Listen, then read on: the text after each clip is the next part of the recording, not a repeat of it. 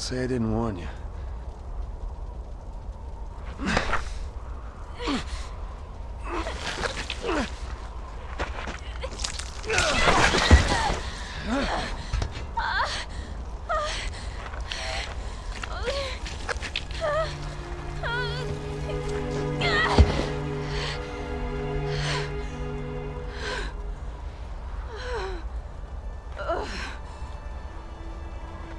What the hell? You want to tell me what the hell just happened? Long story. Yeah, maybe it's your blood they should be testing for vaccines. They already did. More than I can stand.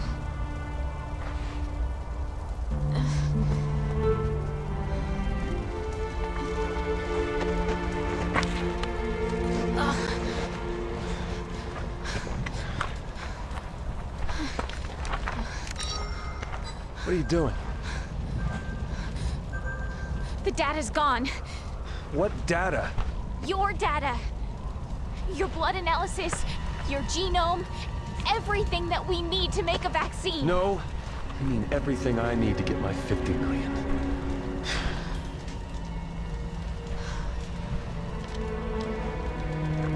Well, come on, Supergirl.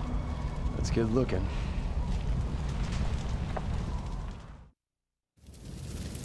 I had all your intel saved on a handful of data chips. You've got to find them. In the middle of a snowstorm? Really want me to work for that money, don't you? Alright, welcome back to Resident Evil 6. We are now in Jake's second chapter. Hey, look! There's a shack up there. Finally, a little luck. Okay, first we find the data. Then we'll take shelter there. So this data you need to find? It's about me, isn't it? There are 3 data chips. I lost them in the crash. The locator will pinpoint each one's position. Okay, we find your gear, and then I brew us up a nice hot pot of coffee. So, I consider this to be the shortest chapter in the game. I'm fairly certain that no other character has a chapter that is this short. What we have to do in this one area, there's like 3 phases in this level. This is phase 1, where it's kind of a mashup between like classic Resident Evil and Resident Evil 6, where we are exploring this area looking for data chips. Thankfully, though, there are, locators on the screen saying, hey, go this direction. They're Juavo, and they're encased in a cocoon. And your gun moves really odd in that scene. When they hatched, well, it isn't pretty. I'm so glad I was a new that shit they So these guys are a new enemy. I think we might have fought them on, or as Chris, they're called Mezits. They're not really that annoying. They're just the flying enemy of the game. But as I was saying, I'm very grateful that they show you where these chips are located on the screen, because you could tell here this isn't great for visibility. We're in the middle of a mountain that's all snowy and blizzardy. So if we just have to look around blindly, this would be a horrifically bad level. But thankfully we know where they are. However, the challenge to, getting them isn't quite where are they. It's just, can you survive on your way there? I've never gotten hit by those falling mounds of snow. I don't know if you can. A good tip is trying to hit those guys into the cavern there.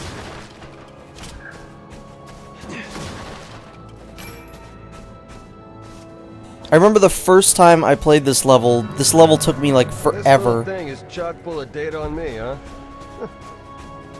2 left. Better hurry before I freeze my ass off.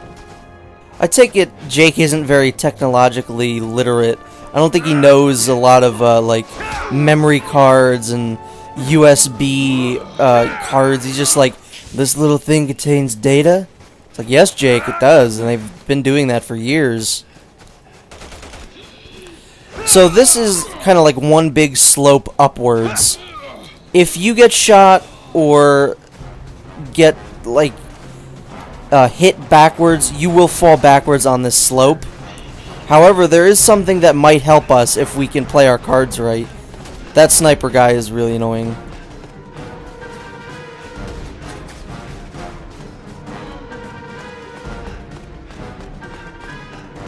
Soon we should see something that should assist us, just for a little bit. So those headlights signify a snowmobile.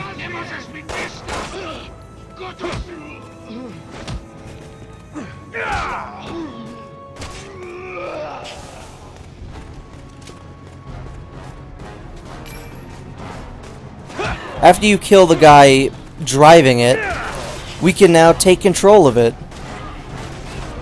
And we can use this to drive the rest of the way up the mountain. This is pretty cool. I like this. It controls a little bit better than it looks, but it still doesn't look like but it still doesn't control like amazingly. There will be a snowmobile section that controls a lot better. That's all I'll say.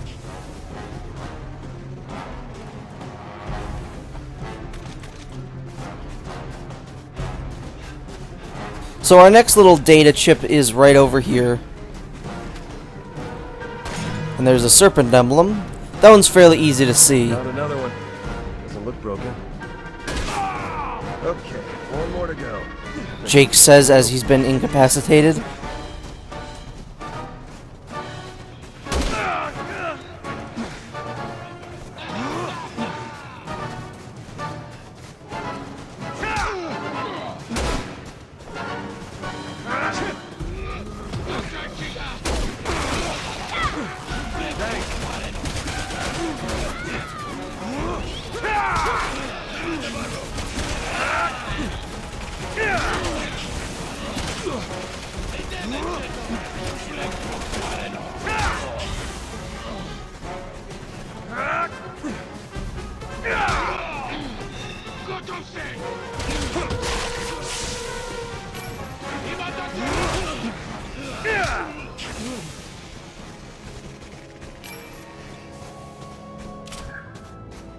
So yeah, just fighting people with melee. I love watching that. That's one of those things that's just, it's a ton of fun to do and it's a ton of fun to watch.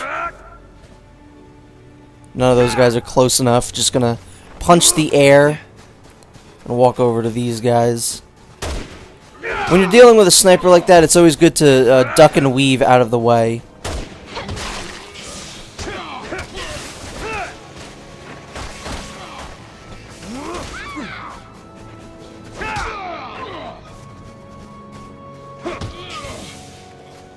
I don't know why sometimes the guys' heads will just like break off and sometimes they won't when you step on them. It's a little weird. So across from this bridge there should be a shack that will have some skill points in it, some flash grenades.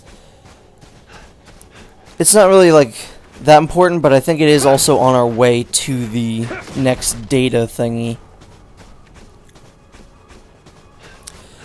As I've said, this is a very easy level to get lost in, which is why they give you a map.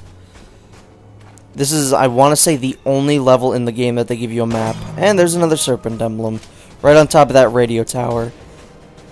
I'd say the serpent emblems are somewhat difficult to find in this level just because if you're not lucky, you might get this area to be very, very snowy and you just might not be able to see it all. Alright, come on, let's kill this guy. Get out of here. Booyah. You got the old Wesker leg.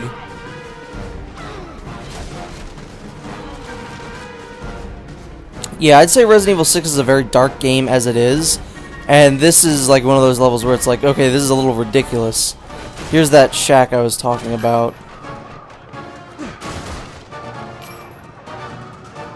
And this should be the skill points. Yep, there we go. And you got some grenades in there. I don't really think I need them, but we'll combine some stuff and take something in here.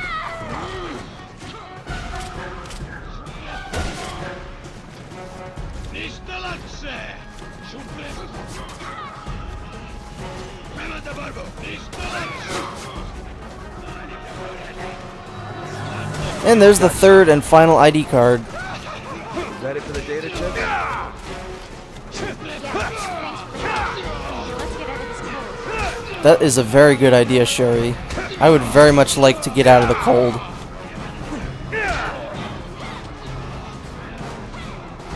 That guy had really fat legs and he needed to die.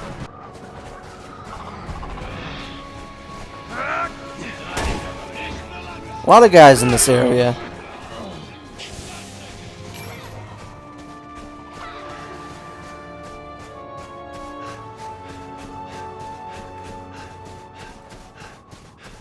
I do like the atmosphere of this level a lot. I've always loved snow in video games, and I think this is a pretty cool level. At least this part of the level. This isn't the whole level here.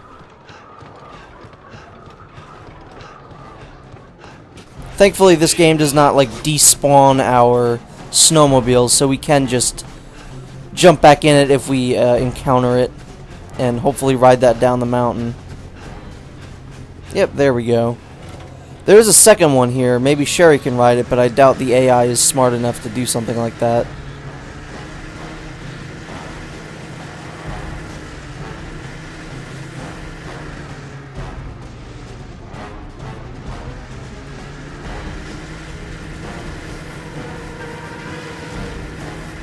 Your vision isn't very great on this thing either.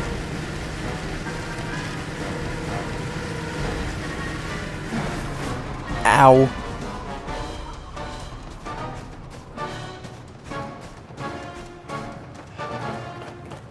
This isn't the way we're supposed to go, but there's some stuff to explore up here.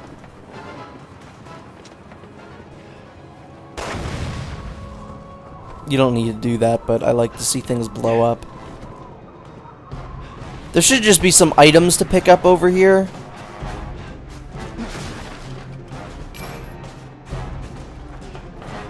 I know there's also a hole you can crawl through to kind of go inside of a little cavey thing. Yeah, it's not like so much you get to explore a cave, you just kind of slide down some ice and try and pick up items on the way down. Oh, hey, Sherry. Let's see, I think it's like right over here. There it is. So you'll immediately just start sliding away. The camera's weird because sometimes it's like, hey, there's Jake on the screen, and then sometimes it'll be like, nope, Jake disappears. Now, I think the reason I couldn't pick anything up there is because my inventory is full. If you clear some areas in your inventory, you should be able to pick some items up. So it could be fairly fruitful to go through that little slide.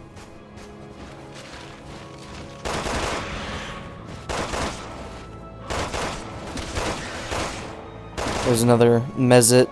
They're not really that difficult to deal with. I find like the flying BOWs are never a big deal to deal with. Like the ones in Resident Evil 5 were never a problem at all. The only flying enemies in Resident Evil that have ever been like a pain to deal with would be the crows in like the first game. The crows in Code Veronica are pretty annoying too. And I can no longer see where I'm going. Fantastic. I'm not exactly sure how Jake hasn't just like frozen to death yet. Roger. Alright, let's just ignore this enemy. Sherry, get over here. Come on.